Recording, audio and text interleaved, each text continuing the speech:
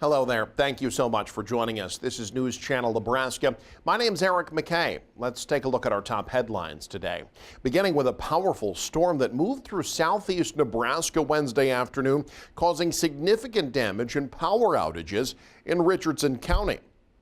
The National Weather Service reported downed trees throughout Falls City, with snow plows being sent out to help clear the debris.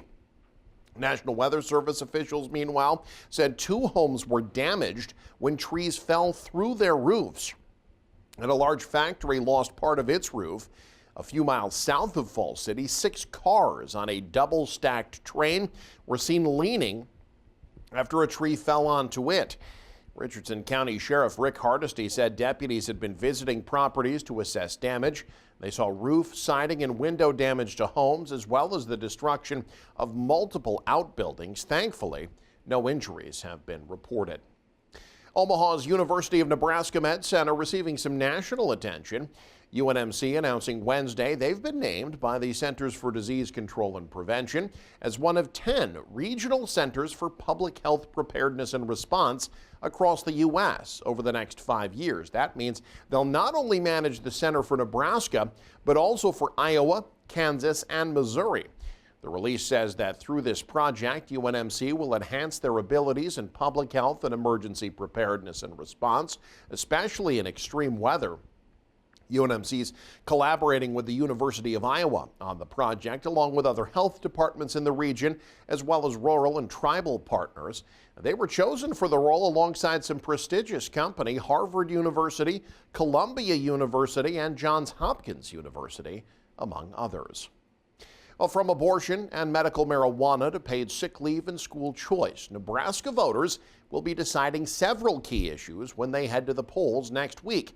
Our team of reporters at News Channel Nebraska is breaking down each of the ballot measures and simplifying the language to help you make an informed vote. Today, Tim Hackett tells the story surrounding Measure 435. Should public funds be used to fund scholarships for private school students? That's a core question that Nebraskans get to solve when they vote on Referendum Measure 435 this November. Today's lesson, Legislative Bill 1402. Class is in session.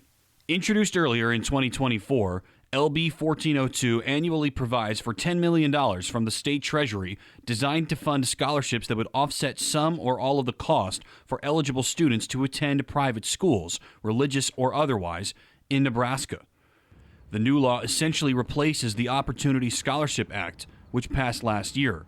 That version provided $25 million for a similar cause. The current law provides $100 million total over 10 years, coming from the state treasury rather than tax dollars. Nebraska is one of 4 states with so-called school choice measures on the ballot this year, and Nebraska's is the only one that could eliminate a scholarship program that already exists. Supporters of this bill say that it would empower eligible families to choose a school that is the best fit for their child, while opponents say that it would divert funds from and diminish the quality of Nebraska public schools, such as this one, and that public school funding should be used to fund public education, not private. Supporters of this bill say the education scholarship program is benefiting thousands of Nebraska students, and repealing this measure would take those scholarships away. Meanwhile, Support Our Schools Nebraska collected more than 200,000 signatures just to get the measure on the ballot. They argue that public schools serve 90% of all Nebraska children, and most counties don't even have a private school for eligible families to consider sending their children to. It's important to note the language presented on the ballot itself.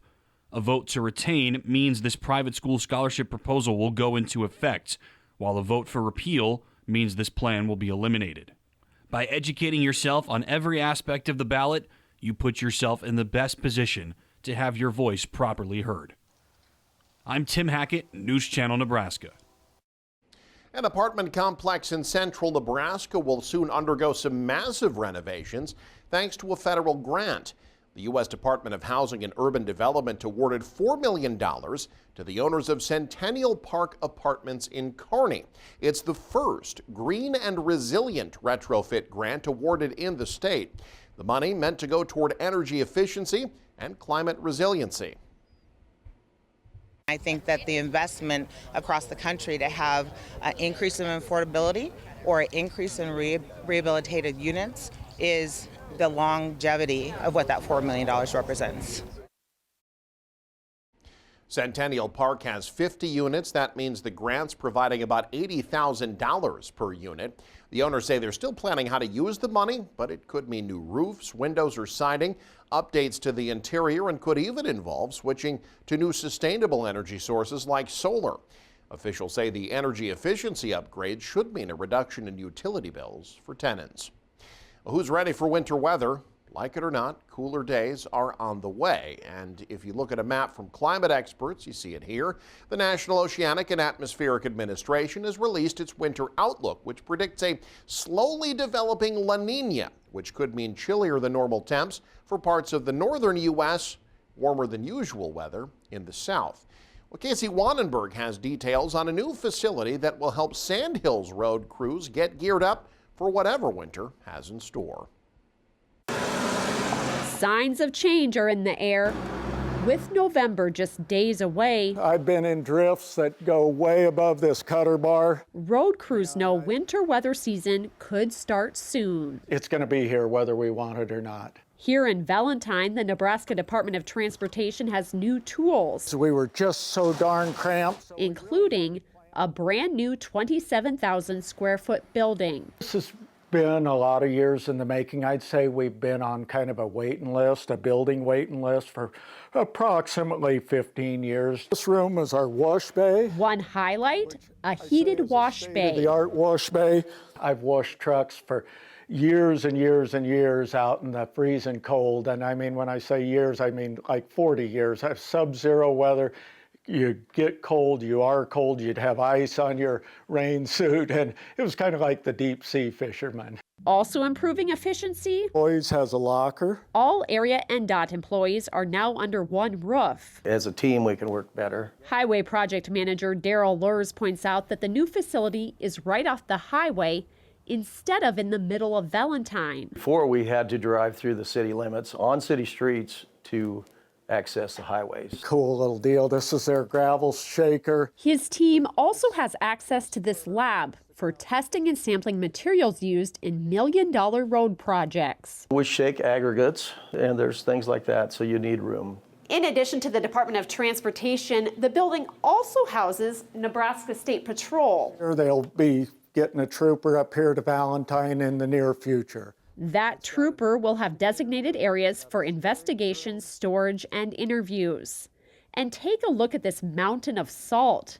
Between the two new salt buildings, the department can house 6,000 tons of salt, more than double the old storage space. It's a huge improvement. Again, I can't say enough that we didn't have room before to even get a truck in to work on hardly. I mean, it was just so cramped. This is like a cold storage room. A new, improved space to support crews in keeping highways clear and safe this winter. In Valentine, Casey Wannenberg, News Channel, Nebraska. A group of volunteers and representatives from a northeast Nebraska town engaged in what's called a walk audit on Wednesday. The purpose?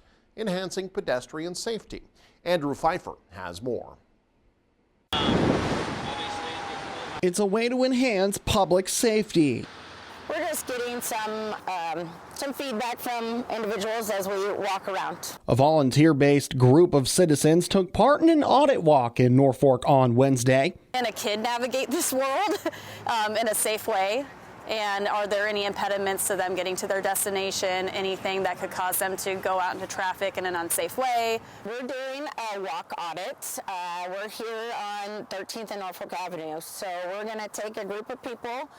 We're going to walk the surrounding blocks. It ends up being about a mile. The group had walked around Norfolk and Park Avenue between 12th and 14th Streets for nearly an hour, taking notes as they went. We're hoping to identify locations around town for interventions as well as systematic changes to our transportation system here in town. The idea of a walk audit is to enhance public and pedestrian safety. With covered sidewalks, hidden street signs, and even potentially dangerous items left out in yards, they all pose a risk. If they're not safe arriving to school, if someone's not safe arriving to the drugstore or the grocery store, we've got to make accommodations to ensure that they're safe. The public input immediately gets brought to city planning, where they can make plans to make improvements to the sidewalks and crosswalks of Norfolk. It seems like a lot of infrastructure was based on a smaller town years ago when I was growing up as a kid, when things were maybe a little bit slower paced. So whatever we can do to increase safety with the current times. In Norfolk, Andrew Pfeiffer, News Channel, Nebraska. One of Nebraska's largest shooting sports competitions is moving to central Nebraska. The Nebraska Sports Council announcing Wednesday that the Cornhusker State Games shooting sports events will now take place at the Heartland Public Shooting Park, and archery will be at Third City Archers, both in Grand Island. The events were previously spread out around as many as 5 different venues in the Lincoln area. But Executive Director Dave Minarick says the Sports Council was drawn to Grand Island for its central location and the chance to create a festival-like atmosphere. It puts all of these events under one roof. And everybody loves an atmosphere where there's a lot of energy and a lot of excitement and a lot of variety to what you're doing. The Heartland Shooting Park already hosts the 4-H Shooting Sports National Championships. The park is owned by the city and managed by Hornady Manufacturing. They say it's a 3-year commitment. By golly, I'll bet you my job that they're going to be here longer, because we're going to do everything to make this as flawless as we can. We want them here for as long as they're going to keep doing the Cornhusker State Games. The shooting sports and archery events had about 750 competitors last year, which placed them in the top 2 categories for participation across the Cornhusker State Games. The games are scheduled next year for July 10th through the 20th. And today is Halloween. One couple in Norfolk doing things a bit differently this year. Hanky Hazelton has more. Halloween is usually spooky decorations and silly costumes, but for the Perrigans, who used to live in the country and now reside in the city, they said they wanted to do things a little bit different when approached by trick-or-treaters. I thought, if people are coming to our door, let's give them more. And so we took the opportunity to give, obviously, candies, but we just went out to Dollar Tree and bought some Bibles and gave those out as well. The Perrigans have had many fun themes in the past, but this one is to thank those who keep us safe. We chose first responders, but we've had other themes. We've had, dinosaur dig, where we actually had kids, they would have to be like at an archaeological dig and pick their dinosaur skeleton out of a rock thing that my husband and I would construct. Guests will walk through teaching stations about the Christian faith and also learn about certain first responders' duties represented throughout the community.